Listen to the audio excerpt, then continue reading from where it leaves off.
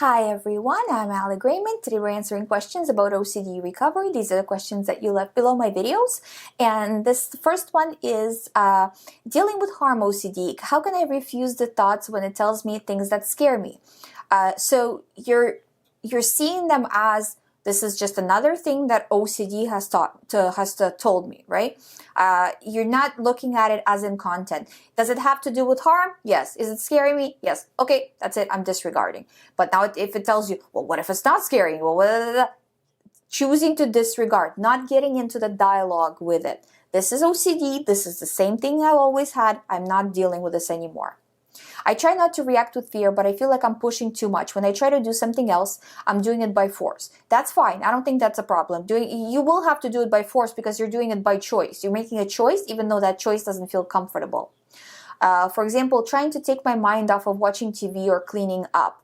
That's fine as long as it's from a position of power. So you're saying, right now cleaning up is more important, or right now watching TV for me is more important. I'm choosing to, so you're putting OCD last in the list of things that you're gonna pay attention to. So this is the right way. Then I feel I'm doing this because I don't want to think about the thought, maybe because I'm forcing it. What can I do?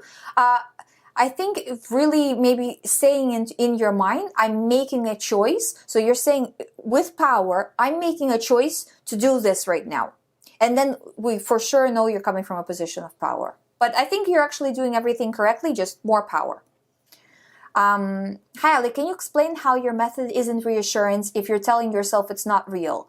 Okay, if you're saying, oh my God, this thought scares me, is it real, is it not, let me figure it out, that's, as you can hear from my voice, right? That's position of fear. If you're saying, forget it, I'm not analyzing this, I'm not diving in and then saying it's not real, I'm just saying this whole thing in all of its many forms that comes into my mind is not real. So you're not digging it, you're not trying to dissect it, you're saying generally this is the same OCD I've had for a long time, forget about it, I'm not dealing with this anymore. You're not trying to figure it out, because figuring it out is from a position of fear and that becomes reassurance. If you're dismissing it as a whole theme, then that's not reassurance, because it's position of power. You're showing your mind that you're not scared, your mind understands that you're not scared after a while, and stops sending you the thoughts.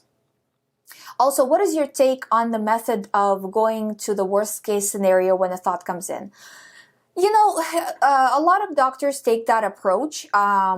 It really depends on the type of OCD. Sometimes it's productive, sometimes it's not.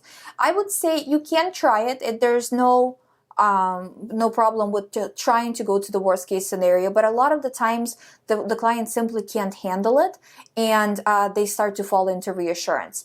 When I talk to clients, I generally like to stay in scenarios of real life. I don't like to create some outrageous scenario. Sometimes I use this method, but generally 90% of the time I don't. I think that, the reason why I don't is because I think it confuses the brain further. It's not an outrageous thing and it's not nothing scary. This is the reality of the situation. Let's stick with that. That's my personal approach, but different people have different things that work for them. So you try it if it works for you. That's not a problem. Again, as long as you're coming from a position of power and as long as you're doing exposure and then response prevention, preventing the response of fear. I think that overall, if you are able to do this worst case scenario, the recovery is faster as long as you're able to do it, So I would say, yeah, try it, but yeah, you have to be careful, because it's not it's not always faster, either, because again, you don't want to confuse your brain and say to it something that's again not true, right? Something that's outrageous and confuse it further. So it really depends on an OCD thought itself. I'll be watching the news and they show something, this is the next question, horrible that happened, and the names of my loved ones will pop in my head, and it makes me feel very upset because what keeps me from recovering is the fact that I'll tell myself that I don't want it. Yeah, because that's reassurance. If the person I care about to be the last thing I thought about while witnessing something awful. The situation makes me very upset and I feel like I can't get out of this loop. So, okay, so based on the previous question, what we were talking about in terms of worst case scenario. It's funny how these questions kind of come up one after another, because it's actually a good match. So with this one, if you're looking at a worst case scenario, this is the type of OCD to bring this up in. So you want to say, yeah, everything is bad is going to happen. Everyone's going to die. You know, they kind of make it outrageous. In that situation, it really works. So this is a good example of doing that. So you want to say, yeah, everything's going to be bad, you know, it's the worst thing ever, you know, but sarcastically, not believing into it, but sarcastically. Next question is, hi Ali, I've been doing acceptance of the thoughts for a couple of weeks.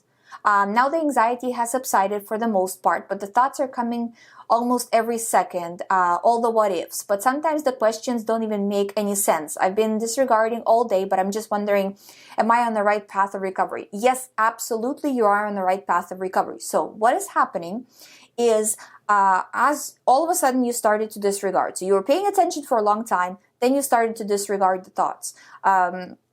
Your mind doesn't understand really what you're doing and why you have shifted tactics, so to speak, and it's trying to bring up any possible, any thought, anything that it can attach to this theme, you know, and you know, it's kind of like a comic who's been staying on the stage doing a comedy act for too long. Your mind is starting to run out of material, and now it's just throwing everything it can at you. So but I think now it might be easier even for you to disregard, because now you can see through it now that the thoughts are getting sillier and sillier. This is how it goes. And anybody listening, this is exactly the process of recovery. The person starts to disregard the thoughts, accept them as just being OCD.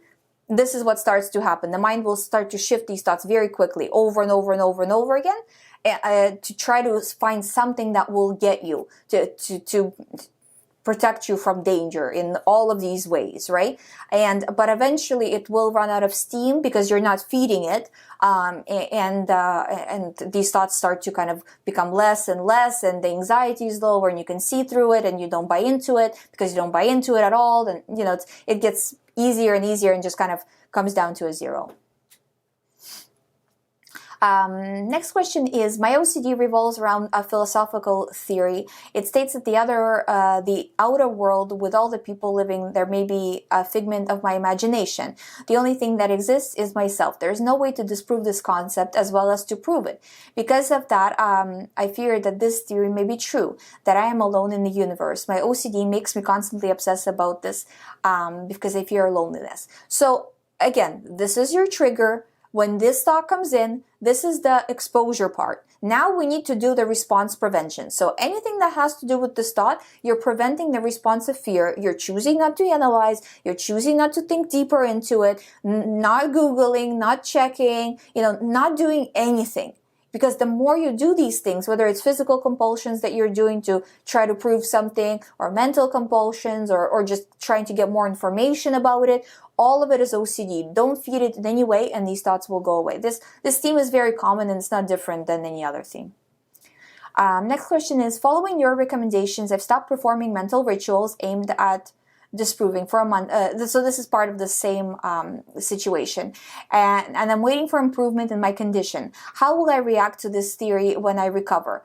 How will you react to this theory when you recover? I think that you will react to it as anybody else would. You know, that, you know, if as they say, is there life on Mars? Is there not life on Mars? I don't know, you know, but it won't bring on fear. You know, and it won't bring on this extreme anxiety and extreme need to solve it. So you will view it as, you know, just another theory, you know? How will my OCD thoughts lose meaning to me if the theory itself can be disproved? How do you react to this matrix? So you just have to react to it like any other OCD thought. Just keep refusing. It sounds like you're on the right track, but just even more so, you know. Anything to do with this theme, just, you know, this is your trigger, choosing not to give in to it.